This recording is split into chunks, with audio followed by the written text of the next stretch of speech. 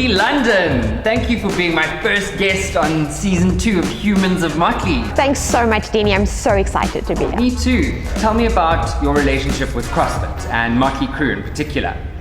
So I've been doing CrossFit for 5 years now. I've been at Motley Cru since day one, and it's been amazing to be part of this family and this journey.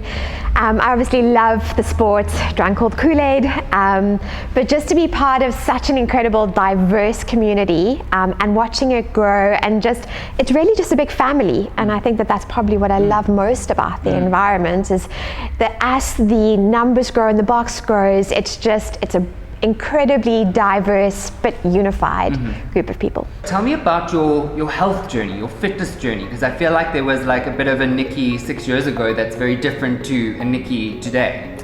There's been a massive change. What a lot of people don't know about me is that I was incredibly sick in my early 20s. I stopped working for a year.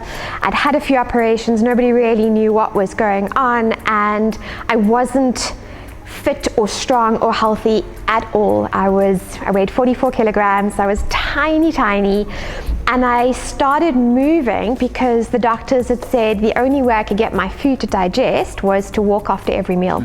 So it literally started with a walk to the stop street. I took my cat with me, and that was what I did after every meal. And then it slowly started increasing. So a walk around the block, 2 walks around the block, and I started feeling how the more I moved, the better I started feeling. The fitter I became, the healthier I started becoming, and so I could eat more and I could keep going longer and I could start working again. And so it's been such an incredible journey over the last few years, and it's always health and wellness is at the center of why I'm here every day. Like, I love the community, I love the coaches, I love the environment, but I know what it's like not to have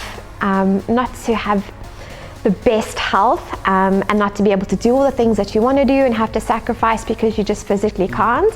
And so coming in every day and focusing on that and having that as my cornerstone is really why I do what I do. Now I want to talk about you being a very empowered female. You have your own business. And how did you find being a female and the challenges of starting a business and the landscape and the dynamic of maybe a man's world? That's such an interesting question. I have had my own business now for, probably over 5 years. The first time I had dealt with a lot in the workspace, and I gone through retrenchment and made this decision to go on my own. And that probably lasted 8 months, and then I went into a full-time job, and then left that and went back on my own. And I think being an entrepreneur in any industry is a massive challenge. And I think one of the biggest advantages that I've really felt from CrossFit is the mental resilience. To be an entrepreneur, you have to be mentally tough, because every day you are faced with, how do I move this business forward? Is this business going to survive? I mean, this year, if ever there's been a hard time for businesses across all sectors, and if ever it's tested the resilience of entrepreneurs, it's definitely been this year.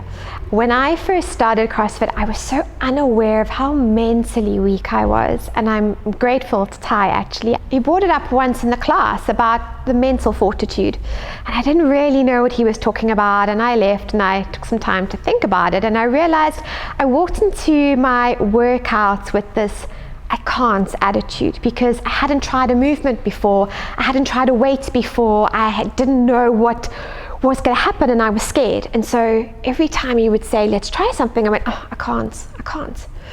And I realized that this isn't the only environment I was doing it in. I was obviously doing it in the workplace. So pitching for new work and thinking, that's out of my skill set, that's too big for me, I'm too small, it'll go to a bigger agency, and having this I can't attitude.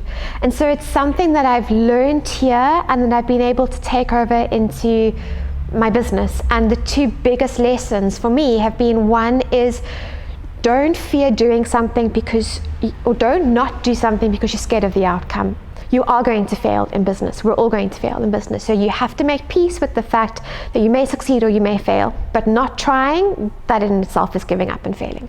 Knowing that you can't succeed at everything, and that's okay, but it's okay to try and it's okay to keep going. I think is, it's a valuable life lesson. So it came from a box environment, but it's definitely served me as an entrepreneur. Thank you, Nicky. So now we're going to do a little bit of a bicep competition between you and I.